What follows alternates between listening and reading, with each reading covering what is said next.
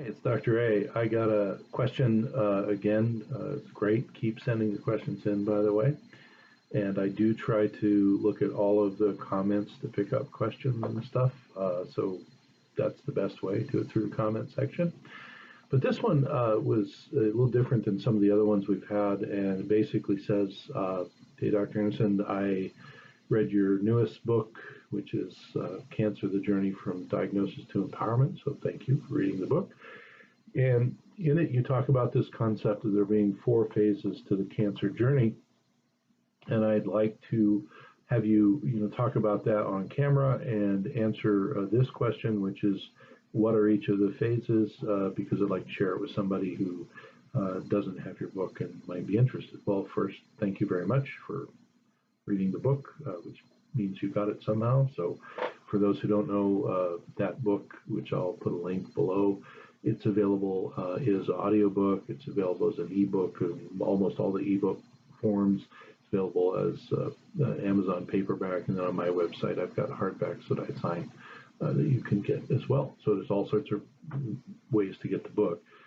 But in the book, one of the things I talk about is the idea that you can think of the cancer journey as in four phases. And why would we do that?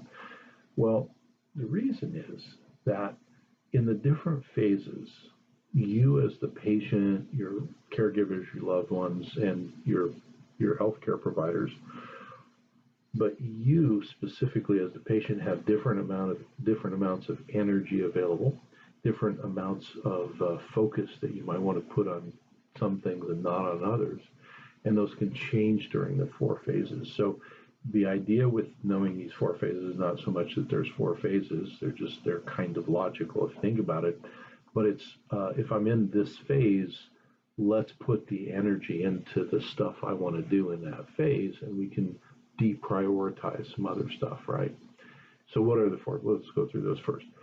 The first phase is what we call primary prevention. That means you don't have cancer that you know of and you're trying to prevent it. Now, why would that be part of the cancer journey? Because everybody who has cancer starts in that first phase of primary prevention. They don't know they have cancer. So in primary prevention, your goals there are to have your body in a position and have your epigenetics in a position through the way that you are working, through the way you're taking care of your body, the kind of food you're putting in, the cleanliness of the water and all the air and all that stuff. All those things you want to be going and swimming in the direction of not getting cancer, not turning on the oncogenic system. So in that phase, you're not putting any effort into treating cancer, certainly, because you don't know you have it or you don't have it. Most people have their cancer a long time before they know that they have cancer, but you may just be trying to prevent it. So in that phase, you're really focusing on preventive things, which are healthy lifestyle, lots of things that you can read in my other books and look up online, etc. Now, there are things also such as, certain types of infections predispose you to cancer, so getting those cleared up. Toxic exposures can predispose you to cancer, remove those if possible, etc. So that's primary prevention. It's a lot about, if you look at it as a pie, 100% of the pie is just about prevention and energy going into that, most of which are things you can do something about. The second phase is from diagnosis through active treatment. Now, this is usually a really, really stressful time, obviously, for everybody involved, because now you're diagnosed with cancer, the diagnosis nobody wants, and you have to come to grips with that, but also now you're probably being told by a number of healthcare providers, that you need to do this and this and this. And so diagnosis through active treatment is a really busy time. Now, that might be just surgery. It might be chemotherapy or radiation or some combination of all three. In some cases, your oncology team might tell you, well, given your age or given your health or given the type of cancer, there really isn't a treatment for it that we can offer you. So this is a time where you're sort of balancing what amount of energy do I put into what. So, for example, if you're having surgery and then you're going to do some radiation, if you're having radiation, you're going to do some chemo or all three. Most of your time in this period in the beginning anyway is going to be focused on those treatments, because you're not going to have a lot of time if you're going in and you're going to be getting surgery and then you're going to do some radiation and chemo. You're not going to have a lot of spare time on your hands in most cases. So during those times, really core things in your body become very, very important. So those core things tend to be dealing with the side effects of these treatments. They tend to be getting enough nutrients in because you may not be feeling very well, but you still need to keep your body running. They may need to be involved in hydrating enough, and also dealing with the side effects of the treatment, because there's none of those treatments come without side effects. So most of your energy is really going into these sort of base level things of dealing with the treatment at hand.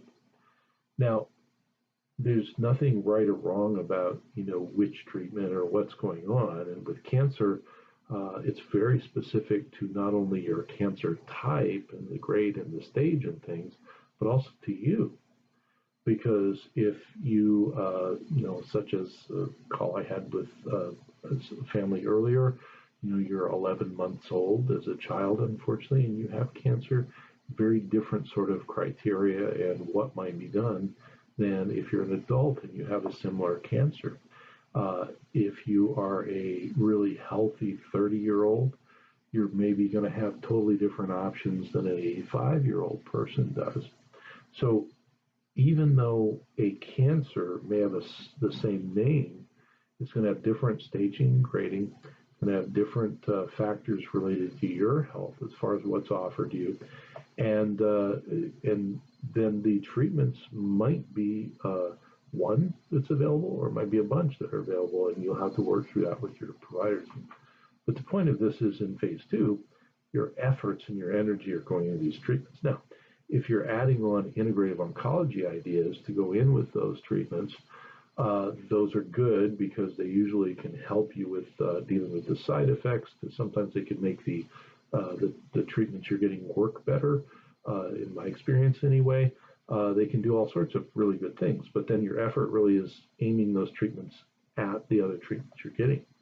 Now, it's a little simpler if your oncologist has said, we don't have a standard treatment for you, or in many cases, oncologists will say, if I was your age or in your health, I would not do the treatment I'm offering you personally, and people will not do that. Well, then your integrative options are wide open at that point.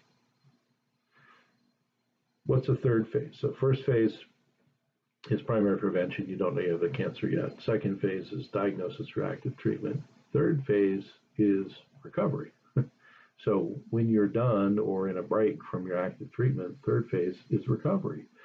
This is hugely important. Now, most of the time your oncology team will tell you, go recover, because they have great faith in your human body being able to have an immune system and recover and all that, which is good. But a lot of times people will seek, say, integrative oncology advice, and they should, in that phase of recovery, because there's a lot of things that can be done to refeed your body the right nutrients and help you in healing up from a surgery or radiation or chemo or all three, and getting your cells back on track. Why is the third phase so important? Because the damage done to the cancer in phase 2, diagnosis, reactive treatment, is great. I want to beat up the cancer.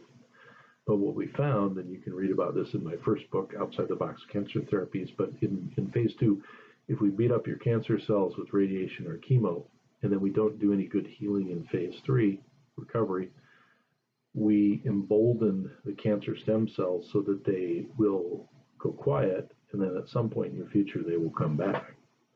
And if you do chemo and or radiation, the likelihood of the cancer stem cells coming back and opening up is higher. That doesn't sound like good news. We wrote about it in the book. It's in lots of research, but it's the way it is. So how do I avoid that? Well, phase 3 in recovery and repair. Well, during that time, if you're on a break from, say, chemo, radiation, or you're done or whatever, there's a lot of things you can do with your nutrition. There's a lot of things you can do with botanical medicines, herbs, and a number of other things to help you recover and repair. So in that case, then, most of your efforts going into repair and recovery. Over here in phase 2, most of your efforts are going into synergy with the treatments and all that stuff. Repair and recovery is pretty much all about putting your efforts into you building up and getting your normal cells as healthy as possible. Because what keeps the cancer stem cells from, sort of coming back and saying, hey, we're here with some new cancer, is to keep your normal cells as healthy as possible so the cancer stem cells can't recruit them. That's a lot longer story, and it's written about a lot in Outside the Box Cancer Therapy, the earlier book, but that's the basic idea. So it's the fourth phase. So if we go, we've got primary prevention. I don't know I have cancer yet, and I'm trying to prevent it. Number 2 is diagnosis through active treatment. Number 3 is recovery and repair. Number 4 is called secondary prevention. This has become, thankfully, one of the growing areas of interest, especially in the integrative oncology world, but also in the standard oncology world. So what is secondary prevention? Well, primary prevention is, I don't know I have cancer and I'm trying to prevent it. Secondary prevention is, I already had cancer and I don't want it to come back. So what are the goals of secondary prevention? Well, here you're beyond recovery from your treatments, you're beyond recovering from surgery, whatever you've done. Now what you want to do is kind of like with primary prevention, where you're living a lifestyle and doing things to not get cancer. Over here in secondary prevention, you're living a lifestyle to do that. But what we find in people is that they had a lot of treatments for their cancer, say chemosurgery, radiation, or some combo of those. There's a lot of things in secondary prevention that you need to look into. For example, your hormones can get very deregulated when you're in treating cancer. Your general reserve of nutrients can get quite low when you're heavy in treating cancer. Levels of toxic things can be elevated and need to be checked for. Chronic infections that you didn't have before or that were quiet before can become reactivated. So in secondary prevention, it's a lot more than just recovering. You certainly have to do all of the work of the diet and lifestyle things, but you also want to remember that you need to work with somebody, whether it's in your standard oncology world or integrative oncology, et cetera, to look at these other determinants of your health that get messed up during the treatment of your cancer. So hormonal areas are big. Your digestive tract can be really wrecked after cancer treatment. As I said, toxic things might need to be looked for, chronic infectious things, and on and on and on. Well, I'm Dr. A. That hopefully answers the question about the 4 phases of cancer and why we divide them up. It's all about where you allocate resources. I want to thank everybody who has subscribed and sharing this with friends. So please continue to like, share, subscribe, notifications, all those good things. And I will keep answering questions. So thank you very much.